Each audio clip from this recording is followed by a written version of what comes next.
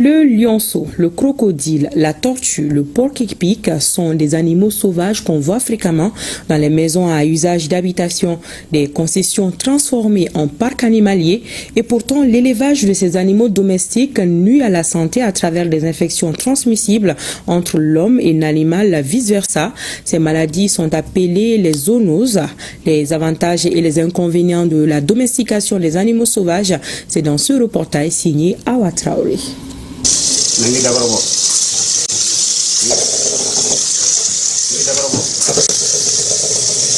Voilà comment Bakary Diarra dit Donsoba s'adresse à son porc-épic à chaque fois qu'il l'approche. Résident à Sébinikoro Sibiriboukou, il est le chef des chasseurs de son quartier.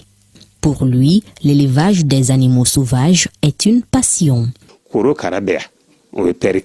J'élève plusieurs animaux sauvages, tels que les porcs épics, des tortues, un lionceau, un crocodile et des pitons, depuis une trentaine d'années.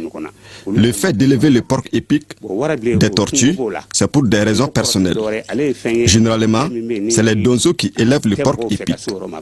C'est également bénéfique d'avoir des tortues à la maison.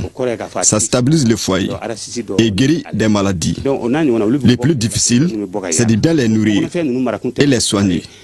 Sinon, tu seras frappé par la malédiction. D'après Bakary Diarra dit Donsoba, l'élevage des animaux sauvages a des avantages, même s'il n'est pas prudent de domestiquer certains d'entre eux. Délocaliser les animaux susceptibles de nuire en absence de la maison à la ferme. Il s'agit du lion, du crocodile et les pitons. Certains élèvent les animaux sauvages par passion, mais c'est dangereux. Raison pour laquelle j'ai bien aménagé leurs habitats. Depuis que j'ai commencé leur élevage, ils n'ont jamais agressé quelqu'un. Ces animaux n'aiment pas être dérangés. Ils n'attaquent que pour se défendre. Sine Konaté dit Koro Satigi et son père Adaman Konaté dit Satigi Adaman nous ont accueillis dans leur domicile à Manyambougou, en commune 6 du district de Bamako. La Sine Konaté dit Koro Satigi est herpétoculteur de père en fils. J'élève plusieurs animaux, dont les serpents, pour les vendre. Je vends également des médicaments traditionnels contre les morsures des serpents. Certains me contactent s'il y a des serpents dans leur maison pour que je les capture. L'élevage des serpents est un héritage familial.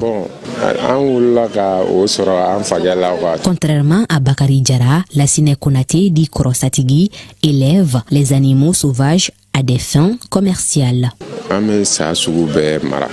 Nous avons plusieurs types de serpents, dont le python royal et le python sewa. Nous élevons nos serpents dans des caisses bien fermées pour éviter des incidents.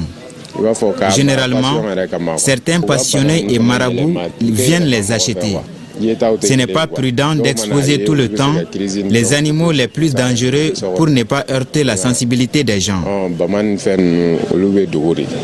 Domestiquer les animaux sauvages n'est pas anodin. Selon Adaman Konaté dit Satigi Adaman, il est nécessaire d'avoir certaines connaissances en la matière avant de commencer leur élevage. Il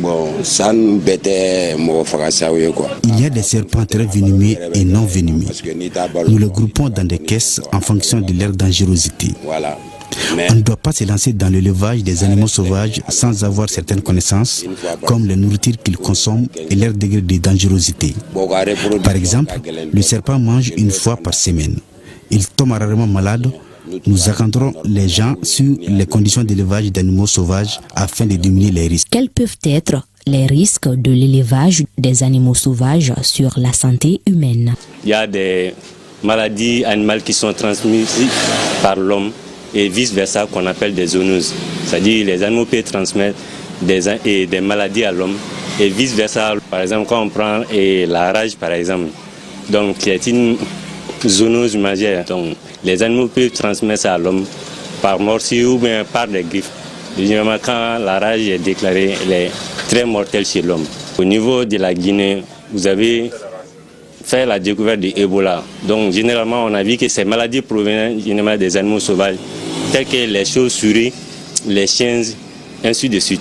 Que ce soit par passion ou pour le commerce, l'élevage des animaux sauvages en milieu urbain requiert un savoir et un savoir-faire pour éviter tout désagrément.